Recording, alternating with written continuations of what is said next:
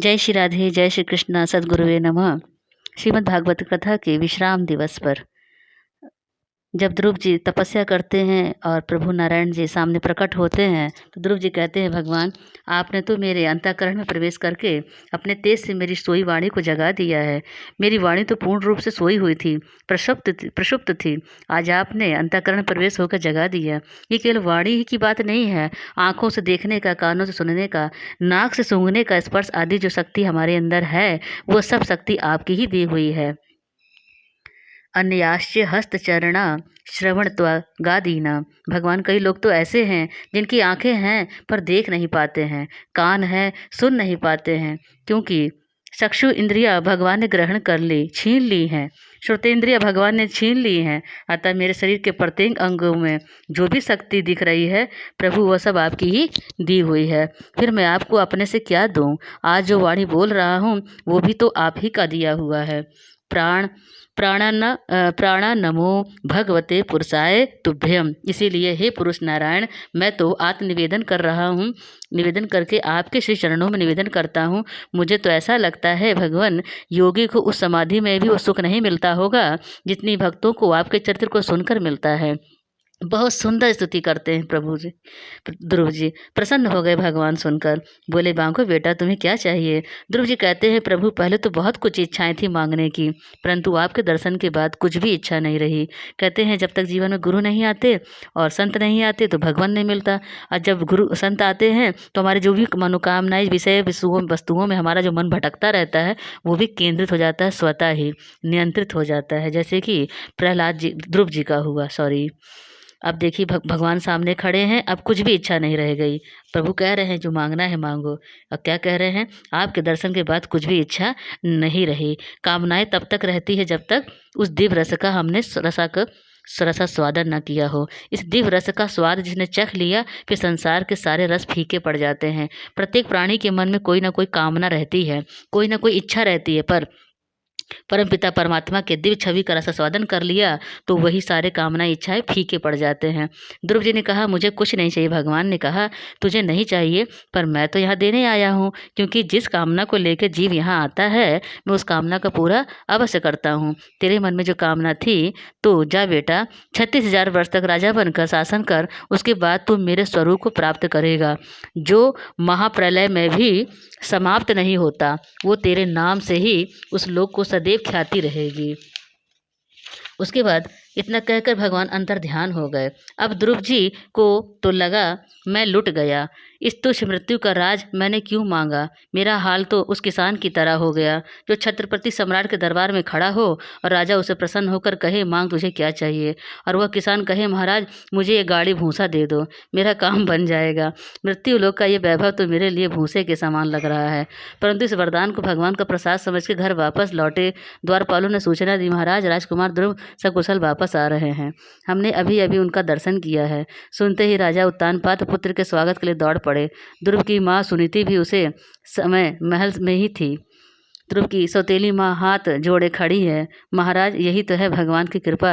जब तुम भगवान की कृपा पात्र बन जाते हैं तो सब अपने आप ही रिझ जाते हैं।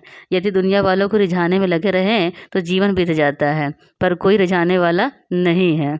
एक को मनाओ तो दूसरा मुँह फुलाए बैठा है, और मनाओ तो तीसरा मनाओ, मनाते चल रहो, जिंदगी भर मनाते रहो फिर भी कोई मानने वाला नहीं है। बस एक प्रभु को मना लीजिए, सब मान जाएंगे, रब है तो सब हैं। एक बार भगवान भोलेनाथ पार्वती जी को साथ लेकर नदी पे सवार होकर संसार में घूमने के लिए निकले। जब एक गांव पहुंचे तो शिव जी की उस रूप को देखकर आपस में कानाफूसी करने लगे। बताओ इसको शर्म भी नहीं आती, एक बेचारा बैल और दो उस पर सवार बेचारा दबा जा रहा है। शिव जी बोले देखो देवी ये क्या बोल रहे हैं, एक काम करो आप बैठी रहो, हम पैदल ही चलते हैं। ठीक है महाराज, आप ही की इच्छा। दूसरे गांव में निकले तो लोग फिर कानाफूसी करने लगे, राम राम इस देवी को तो देखो शर्म नहीं आती, बेचारा बूढ़ा बाबा पीछे पैदल चल रहा है और खुद बैल पे बैठी है। अब पार्वती जी बोली देखो महाराज ये लोग क्या बोल रहे हैं, आप ही बैठ जाइए मैं पैदल चलती हूँ। ठीक है महारानी, ऐसा ही कर लेते हैं। अगले गाँव पहुँचे तो लोग देखे, बोले देखो देखो इस बूढ़े को शर्म नहीं आती, बुढ़िया बेचारी पैदल चल रही है और खुद बैठकर बैल पे मजा ले रहा है। शिव जी बोले देवी अब क्या करें, चलो हम भी पैदल चलते हैं। शिव जी और पार्वती जी जो नदियों को पैदल ही लेकर चल पड़े। अगले गांव में जब पहुंचते हैं, निकलते हैं, तो गांव वाले फिर बोलते हैं, देखो देखो कैसे बुद्धू हैं, सवारी साथ में है फिर भी पैदल चल रहे हैं। अब शिव जी ने माथा पकड़ा, हे भगवान, ऐसी दुनिया से तो राम बचाए। महाराज, किसी भी स्थिति में दुनिया वाले आपको नहीं छोड़ेंगे, कुछ ना कुछ जरूर टोन करते रहेंगे, कुछ ना कुछ कमेंट करेंगे। तो आपको क्या करना है, जो सत्य है। आप नम्रता से प्रणाम करो तो कहेंगे कायर हैं, सीना तान के चलो तो कहेंगे अभिमानी है, खूब काम करो तो कहेंगे पागल है, काम ना करो तो कहेंगे कामचोर है। छोड़ दो, छोड़ेंगे नहीं किसी को, इसीलिए दुनिया वालों को समझाना प्रसन्न करना असंभव है। जगदीश को रिझा लो, प्रभु नारायण को रिझा लो, जगत अपने आप लिख जाएगा।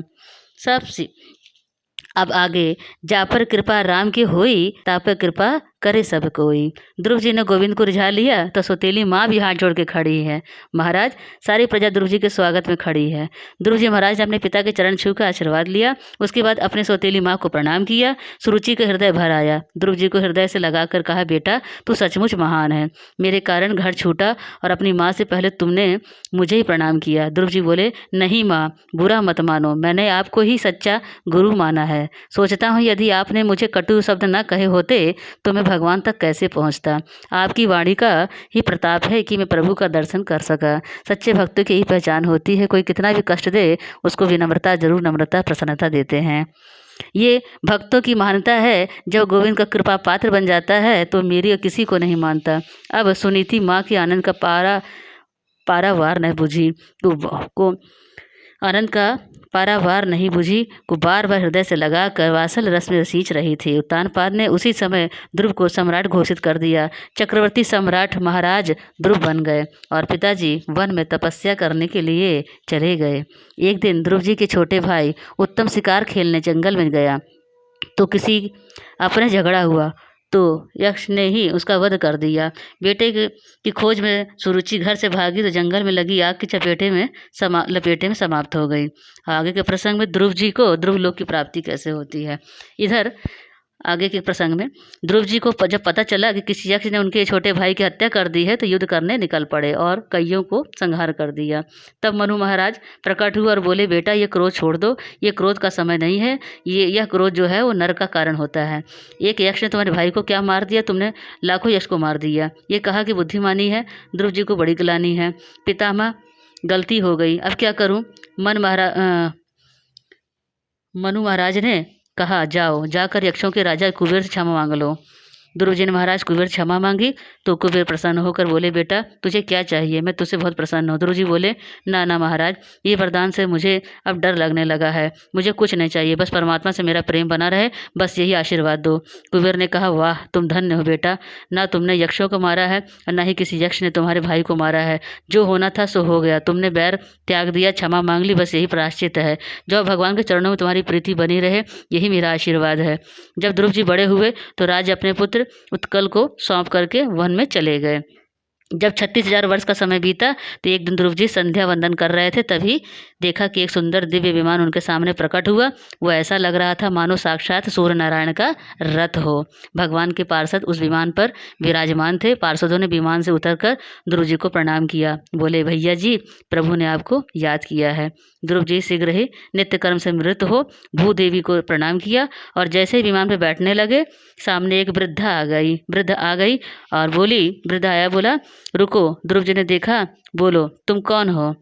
वृद्ध में बोला, मेरा नाम है मृत्यु। महाराज, इस मृत्यु लोक में जो भी पैदा होता है वो मुझे स्पर्श किए बिना यहाँ से नहीं गया है, तो तुम ससरी यहाँ से कैसे जा सकते हो। बेटा, तुम्हारे अंदर भक्ति का इतना प्रभाव है कि मैं तुम्हें स्पर्श भी नहीं कर सकता हूँ, इसीलिए प्रत्यक्ष रूप से मैं प्रकट हो गया हूँ। तुमसे प्रार्थना करता हूँ कि तुम पहले मेरा स्पर्श कर लो और फिर इस विमान पर बैठ जाओ, ताकि इसे मेरी मर्यादा भी बनी रहे।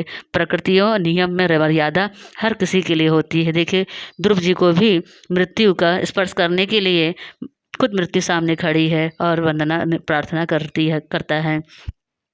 अब जो है ध्रुव जी महाराज ने मृत्यु के सिर पे अपना पैर रखा और विमान पर चढ़कर बैठ गए। मृत्योर मूर्धित पदम दत्वा आरूरोहाद भूतम गृहम। मृत्यु के सर पे पैर रखने की शक्ति केवल भक्ति में ही हो सकती है, अन्यथा मृत्यु किसी को छोड़ती नहीं है। भक्त तो मृत्यु की मर्यादा अर्थात भगवान के द्वारा बनाई मर्यादा का पालन करते हैं। ध्रुव जी महाराज विमान में बैठ गए और आगे बढ़े कि अचानक उन्हें याद आया कि हमारी माताजी तो नीचे ही रह गईं। पार्षदों ने कहा, नीचे चलो, हमारी माताजी धरातल पे अकेली रह गई हैं, उन्हें भी तो साथ ले जाना है। पार्षद मुस्कुराने लगे, महाराज आपके जैसा भक्त हमने कभी नहीं देखा। भला महान भक्त को जन्म देने वाली जननी नीचे कैसे रह सकती है? आगे देखो, वो जो विमान जा रहा है ना, वो आपकी माता जी का ही है। वह विमान महारानी सुनीति जी का जा रहा है। देखिए किस प्रकार से ध्रुव जी की वजह से उनके माता पिता सबका कल्याण हो गया। इसीलिए जीवन में भक्ति बहुत ज़रूरी है। सच्ची संपत्ति भक्ति, हरि का नाम, हरि का ध्यान, हर समस्या का समाधान है। प्रभु की भक्ति उसी बच्चे की तरह करना चाहिए जैसे कि माँ छोटे से बच्चे को ऊपर उछालती है। बच्चा रोता नहीं है, मुस्कुराता रहता है, क्योंकि बच्चे को पता है कि माँ उसको गिरने नहीं देगी। ऐसा दृढ़ विश्वास होता है। इसलिए भगवान की शरण में अगर हम रहें, मंत्र जाप करें, पूजा अर्चन करें, वंदना करें, उसमें पूर्ण निष्ठा, श्रद्धा, भक्ति भावना से करना चाहिए और पूर्ण समर्पण के साथ करना चाहिए। हरि हमसे दूर नहीं है, बल्कि हम हरि से दूर हैं। आप सभी का बहुत बहुत धन्यवाद। तृतीय दिवस की कथा का यहीं पे विश्राम। जय श्री राधे श्याम, जय श्री कृष्ण। राधे किशोरी दया करो, श्यामा लाडली दया करो, दया करो प्रभु दया करो। राधे किशोरी दया करो, श्यामा लाडली दया करो, दया करो। भाव नहीं मेरा जान कोई साधना, मैं हूँ मलिन मति जानू न आराधना। हे राधिके, हे राधिके, ओ मुझको ले लो किशोरी जी शरण, अब मुझको ले लो किशोरी जी शरण। हे राधिके, हे राधिके, हे राधिके, हे राधिके। जकड़ा पड़ा हूँ कर मोह के बंधन में, कब होगी कृपा दृष्टि सुने जीवन में। हो हो हो हो। अब मुझको ले लो किशोरी जी शरण। हे राधिके, हे राधिके, हे राधिके, हे राधिके। आप आए नहीं और सुबह हो गई, मेरी पूजा की थाली धरी रह गई। राधे श्याम, राधे श्याम, राधे श्याम, राधे श्याम। राधे कृष्ण, राधे कृष्ण, कृष्ण कृष्ण राधे राधे। राधे श्याम, राधे श्याम, श्याम श्याम राधे राधे। आप आए नहीं और सुबह हो गई, मेरी पूजा की थाली धरी रह गई। मेरा अपराध क्या है बताते नहीं, मेरा अपराध क्या है बताते नहीं, मेरा अपराध क्या है बताते नहीं। रोते रोते, रोते रोते मेरी सांसें रुकने लगी, कौन सी भावना में कमी रह गई। राधे श्याम, राधे श्याम सीताराम सीताराम। राधे कृष्णा कृष्णा कृष्ण राधे राधे। जय जय श्री राधे, जय जय श्री राधे।